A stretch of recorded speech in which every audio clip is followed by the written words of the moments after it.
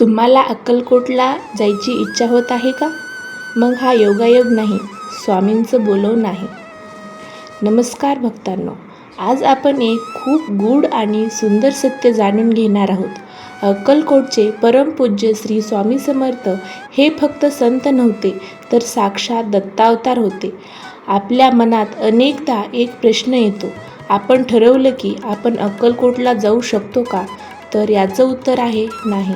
स्वामींच्या इच्छेशिवाय कोणालाही अक्कलकोटला जाता येत नाही.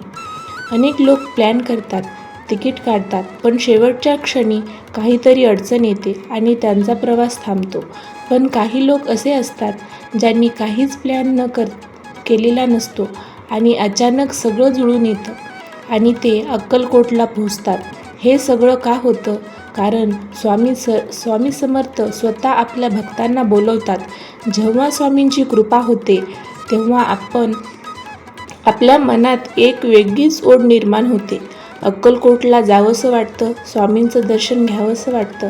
ही ओढ म्हणजे स्वामींचं बोलवणं असतं.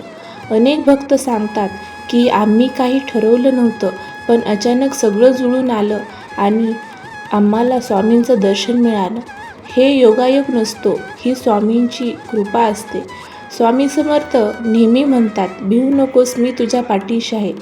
जर तुम्ही मनापासून त्यांना हाक मारली तर ते नक्कीच तुमच्यापर्यंत पोहोचतात आणि जेव्हा योग्य वेळ येते ते स्वतः तुम्हाला अक्कलकोटला बोलवतात. म्हणून भक्तांनो, जर तुमच्या मनात अक्कलकोटला जायची इच्छा होत असेल तर समजा स्वामींचं बोलवणं आलं आहे. जर तुम्हालाही स्वामींवर विश्वास असेल तर कमेंटमध्ये नक्की लिहा श्री स्वामी समर्थ. आणि अशाच स्वामींच्या अद्भुत लीला आणि अनुभव ऐकण्यासाठी आपल्या चॅनलला सबस्क्राईब करा. श्री स्वामी समर्थ, श्री स्वामी समर्थ, श्री स्वामी समर्थ.